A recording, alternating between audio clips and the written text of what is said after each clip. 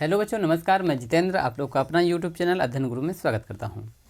बच्चों, आज का जो टॉपिक है वो टॉपिक है केंद्र सरकार के ऊपर।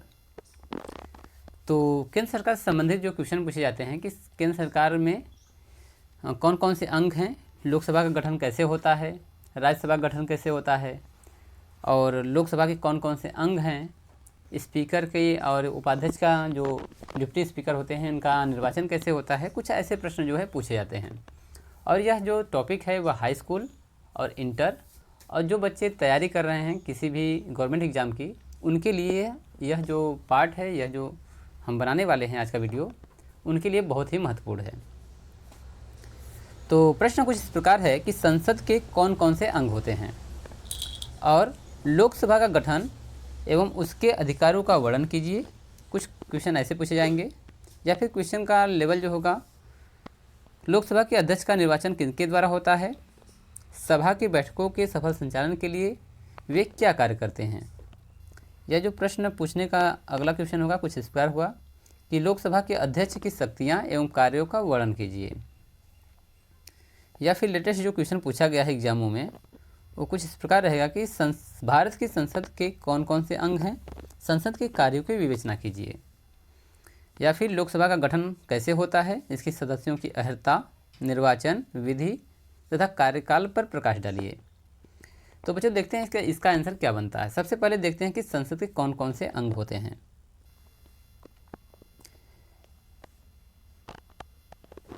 तो केंद्रीय सरकार के तीन अंग होते हैं। जो हमारी केंद्र सरकार है इसके तीन महत्वपूर्ण अंग हैं। पहला है संसद, दूसरा है कार्यपालिका और तीसरा है न्यायपालिका। तो संसद में लोकसभा और राज्यसभा और राष्ट्रपति आते हैं। कार्यपालिका में प्रशासन आता है जो कभी भंग नहीं होता है, यानी प्रशासनिक इकाइयां काम करती हैं। और तीसरा जो महत्वपूर्ण है वो है न्यायपालिका। न्यायपालिका जो है इन दोनों इकाइयों पर तथा भारत के सभी जो न्याय संबंधित कार्य हैं उन पर नियंत्रण करती है। भारतीय संविधान में केंद्रीय व्यवस्थापिका को संसद कहा जाता है। तो भारतीय संविधान में जो केंद्र है, केंद्र में जो व्यवस्थापिका है, जो कार्य करने की जो कार्य करने की जो इकाई है उसे संसद कहा जाता है। संसद के तीन घटक होते हैं। पहला राष्ट्रपति, दूसरा राज्यसभा, तीसरा है लोकसभा। तो राज्यसभा को उच्च सदन भी कहा जाता है क्योंकि इसका कार्यकाल 6 साल के लिए होता है। फिलहाल तो इसमें इसको भंग नहीं किया जा सकता है। जो राज्यसभा है इसे भंग नहीं किया जा सकता है, इसलिए इसको उच्च सदन कहा जाता है। जो लोकसभा है इसको निम्न सदन कहते हैं। इसके जो प्रतिनिधि होते हैं 5 साल के लिए चुने जाते हैं और इसको जो है किसी भी समय भंग, यानी कि लोकसभा को भंग किया जा सकता है, यानी कि इनके सदस्यों को या फिर इनके जो पीएम पद के उम्मीदवार हैं इस संसद को भंग कर सकते हैं। ठीक है, इसलिए इनको निम्न सदन कहा जाता है क्योंकि इनका जो है कार्यकाल 5 साल के लिए तो होता है पर अनिश्चितकालीन है। चलिए, लोकसभा समस्त भारत का प्रतिनिधित्व करती है। जो लोकसभा है, जो निम्न सदन है, वह संपूर्ण भारत का प्रतिनिधित्व करती है। मतलब कि पूरे भारत से इसमें जो सांसद हैं या प्रतिनिधि हैं वो चुनकर आते हैं, इसलिए वह अपने अपने क्षेत्रों से संबंधित समस्याओं को संसद के सामने रखते हैं। और राज्यसभा राज्यों तथा संघीय क्षेत्रों का, जो राज्यसभा है वो संचालन करता है राज्यों का, और संघीय क्षेत्र मतलब जो केंद्र शासित प्रदेश हैं उनका संचालन करता है। दोनों सदनों को सम्मिलित रूप से संसद कहते हैं, यानी लोकसभा और राज्यसभा मिल करके संसद कहलाता है। चलिए आगे देखते हैं बच्चों, लोकसभा का गठन। तो सबसे पहले तो बात करते हैं सदस्यों की संख्या तथा उनका निर्वाचन कैसे होता है। ठीक है, मूल संविधान में हुए संशोधनों के उपरांत वर्तमान में यह सुनिश्चित किया गया है कि लोकसभा की अधिकतम जो सदस्य संख्या है वह 552 हो सकती है। यानी कि जो हमारा लोकसभा है उसमें मैक्सिमम जो संख्या होगी सभी राज्यों से 552 होगी, जिसमें राज्यों के 530, राज्यों के कितने होंगे 530, अभी बचे कितने 22, और संघ राज्य क्षेत्रों से 20 सदस्य होंगे तथा 2 सदस्य जो है राष्ट्रपति द्वारा एंग्लो इंडियन को चुना जाएगा। अब बात करते हैं वर्तमान समय में 552 में से वर्तमान समय में 545 सदस्य हैं। इस समय जो वर्तमान में 545 सदस्य हैं, जिनमें से 545 हैं, जिनमें से 543 लोकसभा के निर्वाचित सदस्य हैं। यानी पूरे राज्यों को मिलाकर, केंद्र शासित प्रदेशों को मिलाकर, संघीय राज्यों को मिलाकर के 543 सदस्य हैं और 2 सदस्य जो हैं वह राष्ट्रपति द्वारा मनोनीत हैं। जिनमें से 543 लोकसभा के निर्वाचित सदस्य हैं जो भारत की जनता द्वारा वयस्क मताधिकार के आधार पर गुप्त मतदान द्वारा चुना गया है। यानी कि जो सदस्य हैं 543, ये भारत की जनता द्वारा चुने जाते हैं। आंग्ल भारतीय समुदाय के 2 सदस्य राष्ट्रपति द्वारा मनोनीत किए जाते हैं और अनुसूचित जातियों और जनजातियों के लिए स्थान भी सुरक्षित है। लोकसभा में अनुसूचित जाति, अनुसूचित जनजाति के लिए भी सीटें आरक्षित होती हैं। निर्वाचित होने के पश्चात सदस्यों को राष्ट्रपति के सम्मुख अपने पद की गोपनीयता की शपथ लेनी पड़ती है। तो संसद की बातें लोग जाहिर न हो जाएं या लोगों के सामने ना आ जाएं, इसके लिए उन्हें शपथ दिलाया जाता है कि इनकी गोपनीयता वो बरकरार रखें। चलिए बच्चों आगे चलते हैं। सदस्य निर्वाचित होने की योग्यता क्या है? अगर आपको लोकसभा का सदस्य बनना है तो इसके लिए कम से कम योग्यता क्या होनी चाहिए? फर्स्ट नंबर है कि वह भारत का नागरिक होना चाहिए। कोई भी व्यक्ति अगर लोकसभा के लिए सदस्य के लिए अगर चाहता है बनना तो उसको कम से कम वह भारत का नागरिक होना चाहिए और उसकी उम्र जो है 25 साल होनी चाहिए। दूसरा जो है कि कोई व्यक्ति 25 साल का हो, भारत का नागरिक हो, तो वह लोकसभा का सदस्य बन सकता है। तीसरा जो है वह लोकसभा के किसी चुनाव में मतदाता हो और अन्य सभी आवश्यक शर्तों को पूरा करता हो। अगर हम चौथा कारण देखें तो वह पागल, दिवालिया, विदेशी राज्य की नागरिकता प्राप्त करने वाले, लाभकारी सरकारी पद के स्वामी या विधि द्वारा अयोग्य व्यक्ति लोकसभा के सदस्य नहीं बन सकते हैं। तो फिलहाल तो वह पागल, दिवालिया और विदेशी नागरिकता नहीं रखता हो और किसी भी सरकारी पद पर, लाभहित के पद पर नहीं होना चाहिए। अगर है तो वह लोकसभा सदस्य नहीं बन सकता है।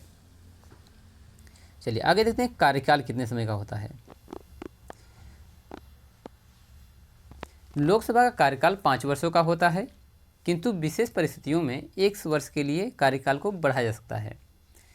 राष्ट्रपति प्रधानमंत्री की सलाह पर लोकसभा को 5 वर्ष से पहले भी भंग कर सकता है। यदि कोई कारण या आकस्मिक या फिर आपातकाल की स्थिति है तो राष्ट्रपति प्रधानमंत्री की सलाह पर लोकसभा को भंग कर सकता है, वह 5 साल के पूर्व भी। लोकसभा की 6 महीने बाद बैठक अवश्य होनी चाहिए। यानी लोकसभा की जो बैठकें होती हैं 6 महीने के बाद अवश्य होनी चाहिए। लोकसभा के वर्ष में सामान्यतः 3 अधिवेशन होते हैं। तो लोकसभा हैं इसको वर्ष में 3 अधिवेशन होता है, साल भर में 3 अधिवेशन। कम से कम 2 तो होना ही चाहिए, क्योंकि 6 महीने दिया है तो कम से कम 2 और 3 अधिवेशन तो अनिवार्य है। अब देखते हैं पदाधिकारी क्या होते हैं, स्पीकर और डिप्टी स्पीकर क्या होते हैं, इनका निर्वाचन कैसे होता है। लोकसभा के सदस्य अपने में से किसी एक को स्पीकर यानी कि अध्यक्ष और एक को उपाध्यक्ष यानी डिप्टी स्पीकर चुन लेते हैं।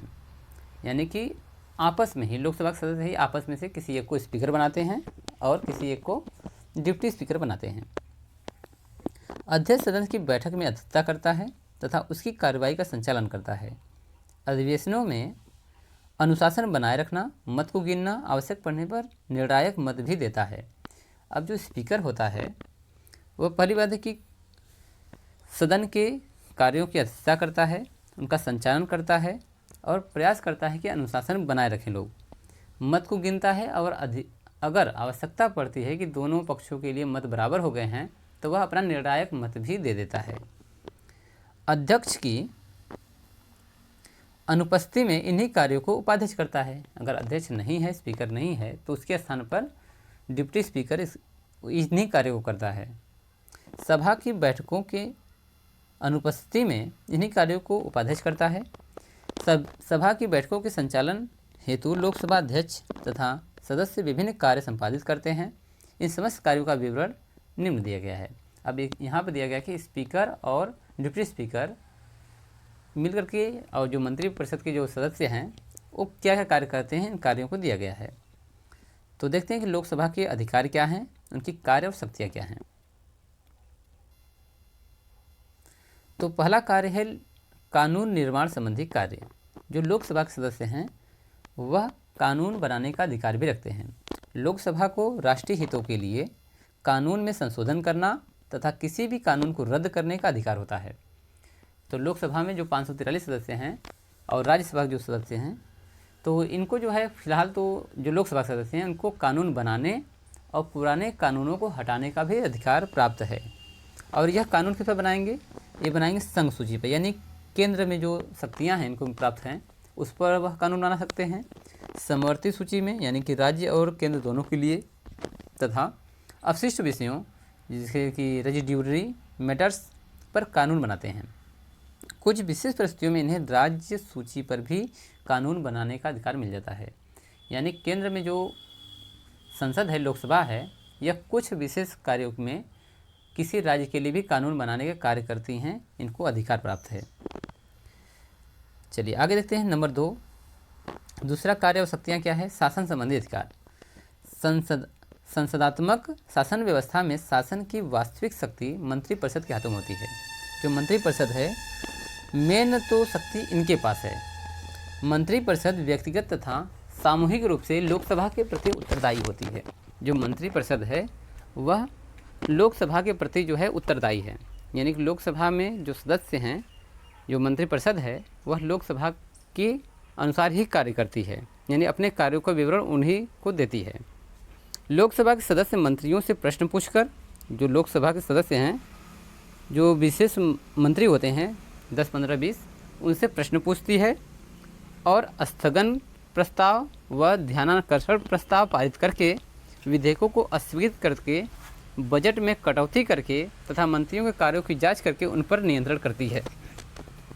जो मंत्रिपरिषद है, क्योंकि मंत्री सभी तो बनेंगे नहीं, जो मैक्सिमम लोग हैं, यह मंत्रियों से प्रश्न पूछना और बजट को कटौती करना और उनके विधेयकों को अस्वीकृत करना, इस तमाम तरह की उनके पास शक्तियाँ होती हैं। और मंत्रियों के कार्यों की जांच करके उन पर नियंत्रण करती है। लोकसभा मंत्रिपरिषद के विरुद्ध अविश्वास का प्रस्ताव पारित करके उसे हटा भी सकती है। अगर किसी मंत्री के प्रति अगर फ्रॉड मिलता है तो उसके प्रति वह अविश्वास प्रस्ताव पारित करके उसे हटाने का भी प्रयास कर सकती हैं। यानी कहा जाए कि जो शासन संबंधी कार्य है वह मेन लोकसभा के हाथों में है। लोकसभा के जो मंत्री परिषद हैं उनके हाथों में होती है। चलिए तीसरा जो कार्य है वित्तीय अधिकार, यानी कि यहाँ पर जो पैसे से यानी कि बजट से संबंधित कार्य होते हैं। वित्त विधेयक सर्वप्रथम लोकसभा में प्रस्तुत किए जाते हैं। जो वित्त विधेयक है, जो किसी रेलवे का वित्त विधेयक हुआ, बजट हुआ, या फिर किसी भी प्रकार का वित्त विधेयक सबसे पहले लोकसभा में प्रस्तुत किया जाता है। लोकसभा में पारित होने के बाद वित्त विधेयक यानी बजट राज्यसभा के पास भेजा जाता है। यदि राज्यसभा 14 दिन के अंदर इस पर कोई भी कार्रवाई नहीं करता है तो वित्त विधेयक को पारित समझा माना जाता है। तो सबसे पहले लोकसभा इस पर निर्णय लेता है, लोकसभा के बाद यह राज्यसभा के पास जाता है। राज्यसभा जो है 14 दिनों के अंदर यदि इस पर कोई किसी प्रकार का अपना जो है किसी प्रकार का मत नहीं देता है तो 14 दिन के बाद इसे पारित मान लिया जाता है। इसके अतिरिक्त तो कुछ मदों को छोड़कर से सभी मदों में कटौती करने तथा उन्हें अस्वीकृत करने का अधिकार भी लोकसभा को प्राप्त होता है। यानी कि अगर मान ली 14 दिन के अंदर लोकसभा ने इस पर अपना प्रस्ताव दिया कि इसमें संशोधन किया जाए, तो यदि वह संशोधन करने लायक है तो उस पर संशोधन किया जाता है, नहीं तो मैक्सिमम कार्यों को लोकसभा जो है पारित मान लेती है। चौथा कार्य है संविधान में संशोधन का अधिकार। तो लोकसभा तथा राज्यसभा के कुछ विषयों पर साधारण बहुमत से तथा कुछ विषयों में 2/3 बहुमत से संविधान में संशोधन करने का कर सकती है। जो लोकसभा है वह लोकसभा और राज्यसभा में कुछ के लिए साधारण मत द्वारा भी हो जाता है, छोटे मोटे कानूनों के लिए। यदि कुछ ऐसे भी कानून बनाए जाते हैं जिसको लोकसभा और राज्यसभा से दोनों में से 2/3 बहुमत को लेना अनिवार्य होता है। पांचवा शक्ति है यानी कार्य है निर्वाचन संबंधी अधिकार। लोकसभा के निर्वाचित सदस्य राष्ट्रपति के चुनाव में, यानी कि लोकसभा के जो सदस्य हैं, राज्यसभा के जो सदस्य हैं, वह राष्ट्रपति के चुनाव में भी भाग लेते हैं तथा सभी सदस्य उपराष्ट्रपति के चुनाव में भी भाग लेते हैं। लोकसभा सदस्य अपने में से ही किसी को अध्यक्ष यानी स्पीकर और तथा उपाध्यक्ष यानी कि डिप्टी स्पीकर का भी निर्वाचन करते हैं। तो ये हुआ उनकी शक्तियों संबंधी अधिकार। लोकसभा की शक्तियाँ संबंधी यानी जो शक्तियाँ होती हैं या उनके अधिकार जो हैं। अधिकार नंबर 6 है महाभियोग लगाने का अधिकार। महाभियोग का मतलब होता है किसी को उसके पद से हटा देना। अब हटाया कब जा सकता है? यदि वह अपने कार्य में अयोग्य हो या फिर किसी प्रकार का उस पर लांछन लगा हो। चलिए, महाभियोग लगाने का जो अधिकार है, लोकसभा राष्ट्रपति के विरुद्ध महाभियोग सिद्ध करके उसे पद से हटा सकती है। महाभियोग जो है राष्ट्रपति के खिलाफ भी लगा सकता है और यह सर्वोच्च न्यायालय, किसी सुप्रीम कोर्ट या उच्च न्यायालय यानी हाई कोर्ट के किसी भी न्यायाधीश के विरुद्ध अयोग्य और दुराचार प्रस्ताव पारित करके भी उसे महाभियोग द्वारा हटाया जा सकता है। तो लोकसभा के पास यह भी शक्ति है कि वह किसी सुप्रीम कोर्ट या फिर किसी हाई कोर्ट के जज के प्रति उसके अयोग्यता और दुराचार से संबंधित प्रस्ताव को ला करके महाभियोग द्वारा हटा सकती है। और लोकसभा को यह भी शक्ति प्राप्त है कि वह राष्ट्रपति को, उपराष्ट्रपति को भी महाभियोग के द्वारा हटा सकती है। तो बच्चों, हम लोगों ने देखा कि लोकसभा की शक्तियाँ क्या क्या हैं, उनके कार्य क्या क्या हैं। तो सेशन यहीं पर समाप्त करते हैं। धन्यवाद बच्चों।